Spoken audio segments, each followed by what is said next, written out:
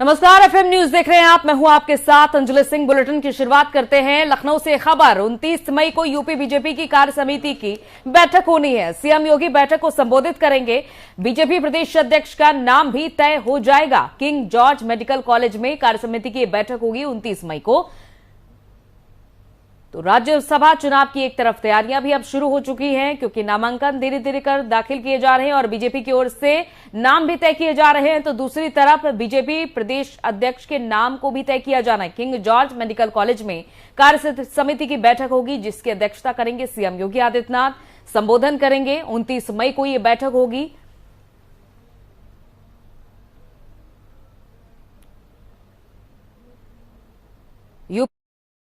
की बैठक 29 मई को होनी है। अब ये देखना होगा क्या क्या चर्चाएं होती हैं, किन मुद्दों पर मंथन होता है। सीएम योगी आदित्यनाथ अध्यक्ष के नाम को भी तय करेंगे। सभी के साथ चर्चा की जाएगी और फिर नाम फाइनलाइज किया जाएगा। देखना होगा कि आखिर इस बार बीजेपी प्रदेश अध्यक्ष की कमान कौन संभालता है, क्योंकि स्वतंत्र देव सिंह जो अतिरिक्त प्रभार संभाल ही रहे हैं पहले से ही बीजेपी प्रदेश अध्यक्ष का।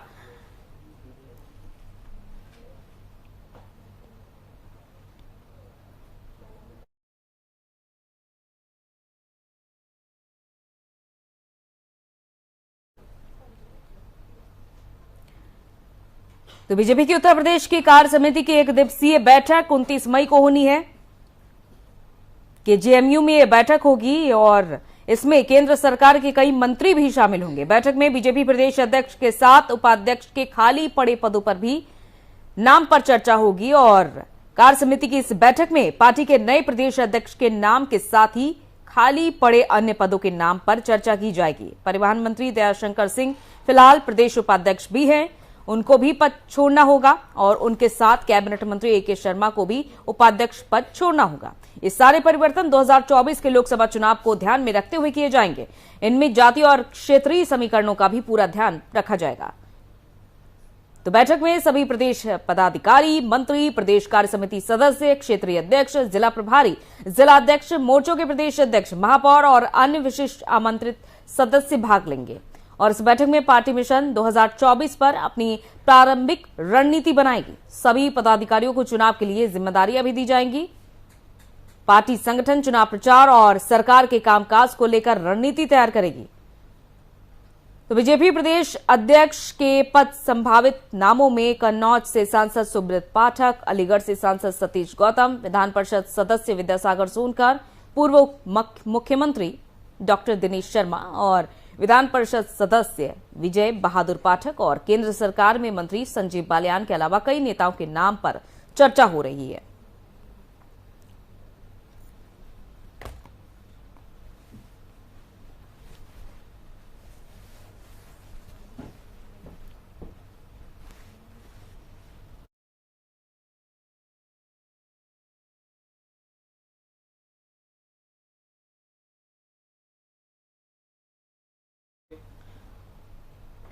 और नितिन हमारे संवाददाता इस खबर पर हमारे साथ जुड़ चुके हैं ज्यादा जानकारी के साथ। नितिन, उत्तर प्रदेश बीजेपी कार्य समिति की बैठक होनी है 29 मई को, क्या महत्वपूर्ण जानकारी? बिल्कुल अंजलि जी, आपको बताना चाहूंगा कि उत्तर प्रदेश बीजेपी प्रदेश कार्य समिति की बैठक 29 मई को निर्धारित की गई है। 11 बजे बैठक कार्यालय में, प्रदेश कार्यालय में होगी। इन खास मुद्दों पर होगी मंथन। आपको बताना चाहूंगा इतना ही नहीं, दयाशंकर सिंह जो वर्तमान में प्रदेश उपाध्यक्ष है वह भी मंत्री बन चुके हैं, वहां पर भी नए उपाध्यक्ष की नियुक्ति होनी है। इसके अलावा प्रदेश के अध्यक्ष की नियुक्ति होनी है। अरविंद कुमार शर्मा जो बीजेपी के प्रदेश उपाध्यक्ष हैं वह भी मंत्री बन चुके हैं, जो तो जाहिर है कि वहां पर उपाध्यक्ष को नियुक्त किया जाएगा। हालांकि यह सारे परिवर्तन 2024 के लोकसभा चुनाव को ध्यान में रखते हुए किए जाएंगे। इनमें जातीय और क्षेत्रीय समीकरणों का पूरा ध्यान रखा जाएगा।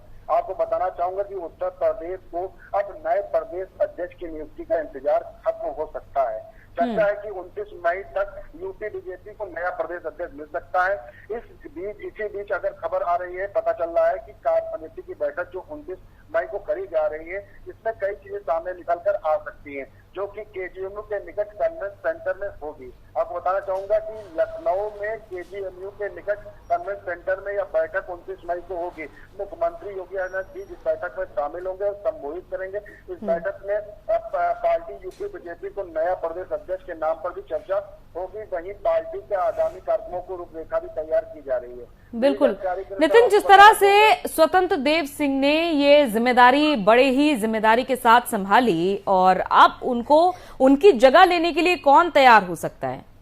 बिल्कुल आपको बताना चाहूंगा अर्जुनी जी, प्रदेश की कमान संभालने के लिए संभावित चेहरों के नाम है। जो कन्नौज से सांसद सुब्रत पाठक का नाम चल रहा है, अलीगढ़ से सतीश गौतम का नाम चल रहा है, विधान परिषद सदस्य विद्यासागर सोनकर, पूर्व उप मंत्री डॉक्टर दिनेश शर्मा, विधान परिषद सदस्य विजय बहादुर पाठक, वरिष्ठ जाट नेता संजीव बालियान के अलावा कई नेताओं के नाम पर चर्चा हो सकती है। बैठक से पहले प्रदेश महामंत्री और मुख्यालय प्रभारी गोविंद नारायण शुक्ला द्वारा इस संबंध में पत्र भेजा गया है। क्योंकि देखना यह भी होगा नितिन, क्योंकि 2024 के लोकसभा चुनाव की तैयारी जिनके कंधों पर डाली जा सके और ऐसा कौन सा लोकप्रिय चेहरा होगा जो प्रदेश अध्यक्ष की कमान संभालेगा। बहुत बहुत शुक्रिया नितिन तमाम जानकारी के लिए।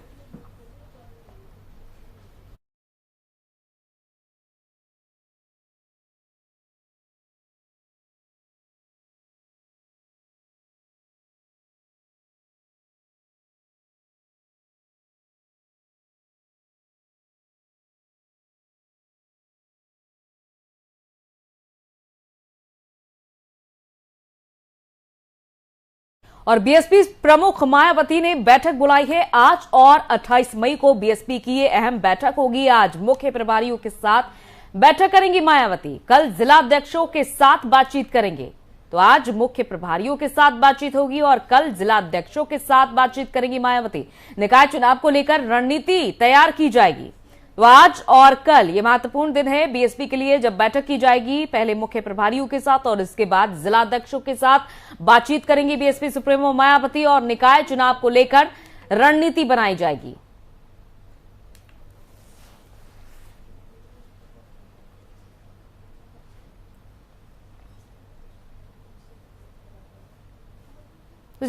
प्रदेश विधानसभा चुनाव में महज एक सीट पर जीत हासिल करने वाली पार्टी बीएसपी अब ये देखना होगा कि नगर निकाय चुनाव के लिए किस तरह की रणनीति तैयार करती है, क्योंकि नगर निकाय चुनाव भी होने हैं और दूसरी तरफ ये भी देखना होगा कि बीएसपी अब धरातल पर अपने आप को कितना मजबूत कर पा रही है। तो आज और कल ये बीएसपी की अहम बैठक होगी। बीएसपी सुप्रीमो मायावती ने यह बैठक बुलाई हुई है। सभी नेता इस बैठक में शामिल होंगे और तीनों प्रदेश प्रभारियों विजय प्रताप, मुनकाद अली और राजकुमार गौतम के साथ प्रदेश के 18 मंडल के 36 मुख्य जोन प्रभारियों के साथ बैठक करेंगी मायावती। 28 मई को मुख्य जोन प्रभारियों, मंडल प्रभारियों और जिलाध्यक्षों के साथ बैठक होगी। और यह भी बता दें कि मायावती होने वाले निकाय चुनाव को लेकर रणनीति बनाने में लग चुकी हैं, जिसके लिए मायावती लगातार बैठकें कर रही हैं। और बात करें इस बैठक में मायावती जिला अध्यक्षों से बातचीत कर उन्हें निकाय चुनाव की जिम्मेदारियां सौंपेंगे।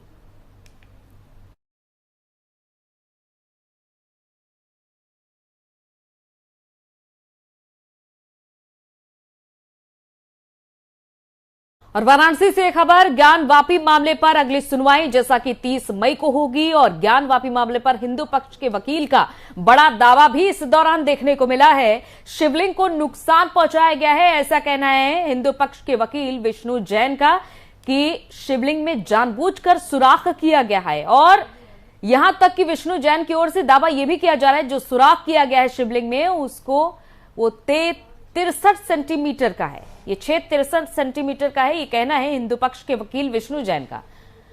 और सबसे बड़ी बात, आज महत्वपूर्ण दिन भी है क्योंकि आज जुमा है, दूसरा जुमा, जब वजूखाने को सील किया गया और इसके बाद से दूसरा जुमा होगा। देखना होगा कि यहां पर किस तरह से प्रक्रियाएं देखने को मिलती हैं।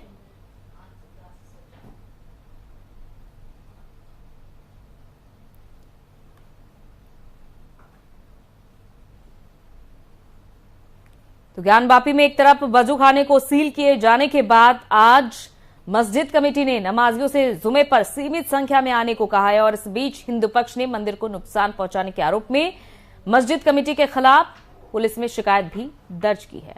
30 मई को इस मामले में अब अगली सुनवाई होनी है। लेकिन फिलहाल ज्ञानवापी परिसर में किस तरह की हलचल है, इस पर हमारी निगाहें बनी हुई हैं। तो आज फिर से जुमे की नमाज ऐसे वक्त में आई है जब ज्ञानवापी मस्जिद परिसर में ना तो वजूखाना खुला है, ना ही इस्तिजा खाना खुला है।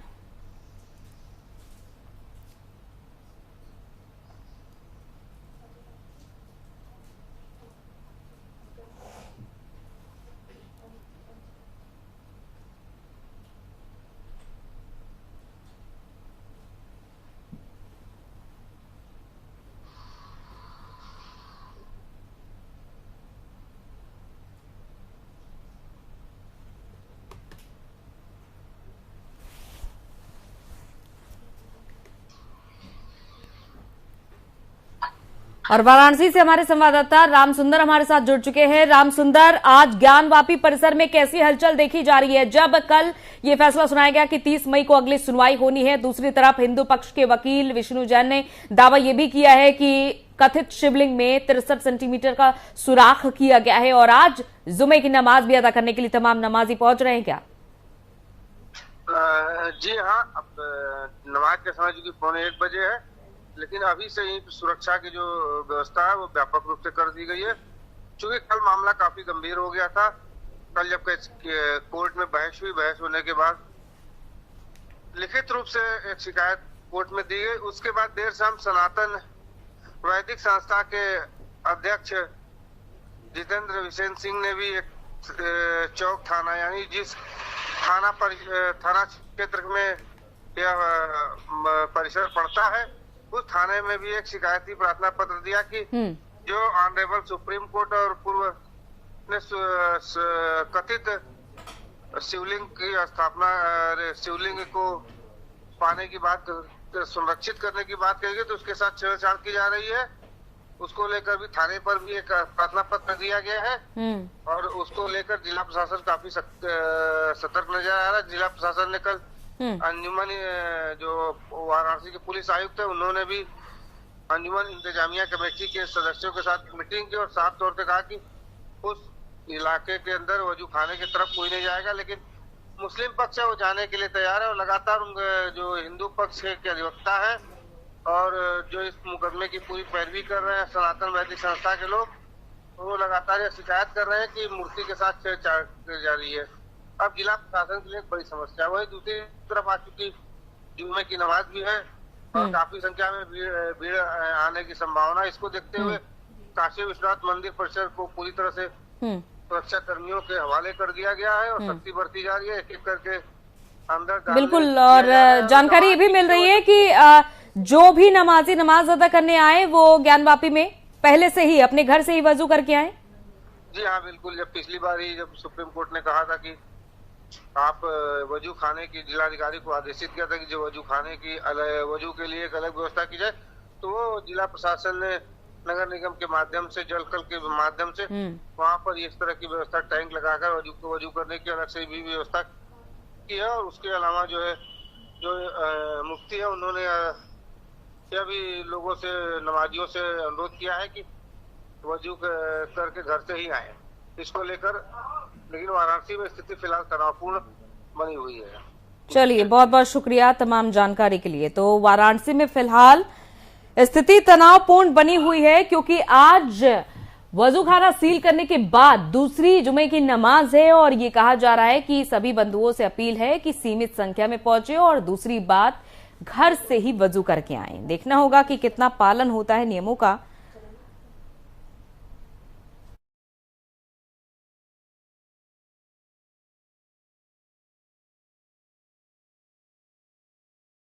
और शिवपाल सिंह यादव कल विधानसभा में एक अलग ही अंदाज में नजर आए। शिवपाल यादव ने अखिलेश यादव की सीट की तरफ इशारा करते हुए कहा, अगर विपक्ष के लोगों ने हमारा साथ लिया होता तो आज हम लोग उधर बैठे होते और सत्ता पक्ष वाले इधर बैठे होते। वहीं शिवपाल यादव ने आगे क्या कुछ कहा, सुनिए। अगर ये हमारा साथ ले लेते विपक्ष, ये साथ अगर हमारा ले लेते तो आप लोग यहाँ बैठते और ये लोग वहाँ बैठते।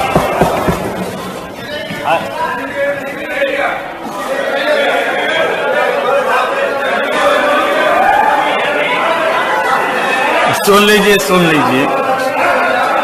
ये तो उदाहरण मैं उदाहरण इसलिए देना चाहते हैं, इसलिए हम उदाहरण देना चाहते हैं। ये सही है कि मैंने पार्टी बनाई थी, अपनी प्रगतिशील समाजवादी पार्टी बनाई थी और मैंने तैयारी भी की थी। मैंने 100 प्रत्याशी 2 साल पहले घोषित भी किए थे। अगर ये 100 प्रत्याशियों को, हमारे 100 प्रत्याशियों को अगर टिकट दे देते तो ये ही वहां बैठते, लेकिन नहीं दिया तो उसकी वजह से यहाँ बैठे।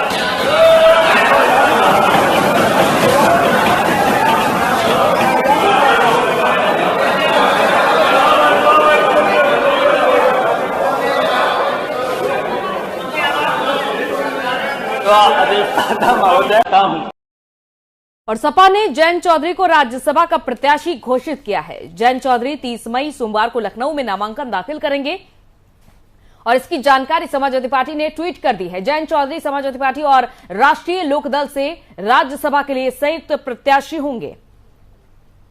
तो उत्तर प्रदेश में राज्यसभा चुनाव की सरगर्मी तेज हो चुकी है और अब धीरे धीरे कर नाम भी फाइनल हो रहे हैं।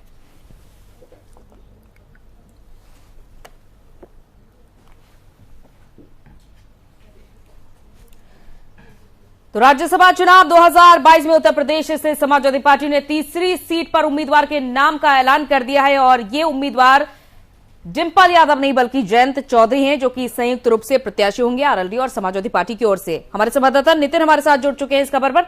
नितिन, राज्यसभा चुनाव के लिए देखा जा रहा है कि पुरजोर तरीके से तैयारियां चल रही है और जयंत चौधरी अब प्रतिनिधित्व करेंगे।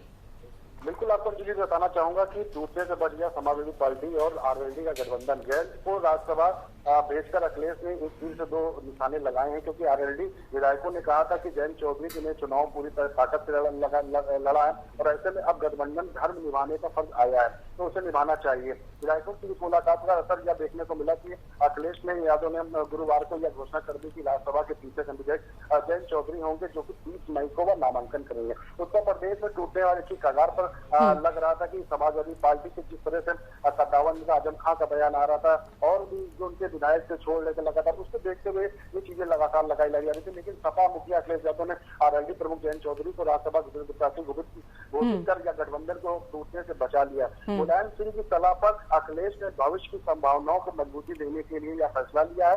सपा नेताओं के अनुसार सपा मुखिया ने जयंत चौधरी को राज्यसभा भेजने का फैसला कर लिया है या संदेश देने की भी कोशिश की थी। आपको बताना चाहूंगा कि आरएलडी गठबंधन में आपसी प्यार और सम्मान बना रहे, गठबंधन के दौरान किए आपसी वादे पूरे करने की कोशिश की जाए या उनको कहीं कहना था। सपा नेताओं का यह दावा था कि स्टेट सेविंग के अलावा और कुछ नहीं है। हकीकत यह है कि अखिलेश यादव ने रालोद मुखिया जयंत चौधरी को राज्यसभा न भेजने का लेकिन बना दिया था। बिल्कुल, देखिए ये एक तरफ देखा जा रहा है कि कपिल सिब्बल और अब जयंत चौधरी, तो क्या अंदर खाने में भी कुछ नाराजगी की खबरें भी सामने आ रही हैं क्या? बिल्कुल बिल्कुल, आपको बताना चाहूंगा कि डिंपल को भी कहीं ना कहीं चुनाव लड़ाने की बात कही जा रही लोकसभा का आजमगढ़ से। तो ये जरूर कहा जा सकता है कि उनके परिवार तौर पर जो सीटें जो बची हुई है तो उसको देखते हुए कहीं ना कहीं उनके नजदीकी जो लोग जुड़े हुए हैं उनको कहीं ना कहीं इससे दिक्कत सामना करना पड़ रहा है। कपिल सिब्बल और अपने चाचा प्रोफेसर राम गोपाल नजदीकी जावेद अली और अपनी पंडित डिंपल यादव को राज्यसभा भेजने का मन बनाया था। इसके अलावा इस फैसले पर बुधवार को सपा की तरफ से कपिल सिब्बल और जावेद अली ने नामांकन भी कर दिया। इसी सीट के लिए डिंपल यादव को जल्दी नामांकन करने की चर्चा तेज हो गई थी। इस पूरी कहानी में बुधवार शाम को नया मोड़ आ गया जब लखनऊ में आरएलडी विधायकों ने अखिलेश यादव से मुलाकात की। आपको बताना चाहूँ कि आरएलडी गठबंधन क्यों बच गया, क्योंकि आरएलडी मुखिया जयंत चौधरी को राज्यसभा न भेजने से नाराज विधायकों ने अखिलेश यादव से कहा कि भले ही जयंत चौधरी को राज्यसभा भेजने का वादा हुआ हो ना हुआ हो, लेकिन गठबंधन का सरोकार और वक्त का तकाजा यही कहता है कि जयंत को राज्यसभा भेजा। बिल्कुल, क्योंकि ये भी देखा जा रहा था कि चुनाव समाप्त होने के बाद से नितिन दोनों के बीच में, यानी कि अखिलेश यादव और जयंत चौधरी के बीच में संवाद की कमी आ गई थी। बिल्कुल बिल्कुल आपको बताना चाहूंगी कि लगातार कहीं ना कहीं आरएलडी के पीछे अब्दुल्ला से मिलने गए थे जयंत चौधरी, कहीं ना कहीं वो संबंधों को जो विवाद चल रहा था आजम खां और अखिलेश के बीच में, कहीं ना कहीं उनको दूर करने की कोशिश जयंत चौधरी ने करी थी। और उसके बाद फिर उनके साथ जो रवैया हुआ, क्योंकि उनकी सीट के अलावा जो देखा जा रहा था कि जो लोकसभा सीट अभी आजम खां की अभी सीट देखी जाएगी, जिसकी लोकसभा से उन्होंने भी इस्तीफा देकर विधायक मंडल में विधानसभा में बैठा चली। तो ये कहीं ना कहीं सीटें जो बची हुई है, कहीं ना कहीं सपा में तकरार हो सकता है, क्योंकि लगातार जो उनके विधायक है उनको भी लग रहा है कि उनको मौका देना चाहिए। और जिस तरह से वो अपने परिवारवाद को दे रहे हैं, जिस तरह से भाजपा भी कहती है कि परिवारवाद की राजनीति सपा और कांग्रेस कर रही, अब यानी कि जो परिवारवाद की राजनीति है उसे तोड़ने की पूरी कोशिश है इस बार। बहुत बहुत शुक्रिया नितिन तमाम जानकारी के लिए।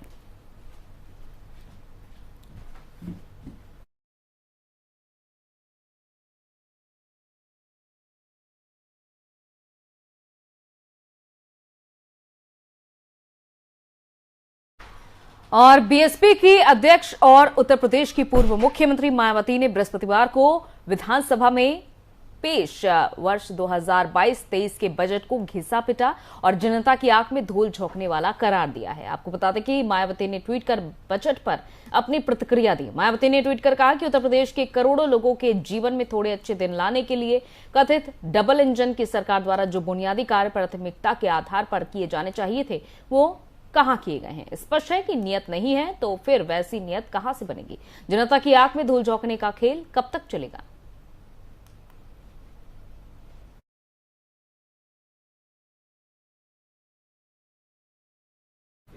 चलिए इसी के साथ इस बुलेटिन में इतना ही, इजाजत दीजिए, नमस्कार।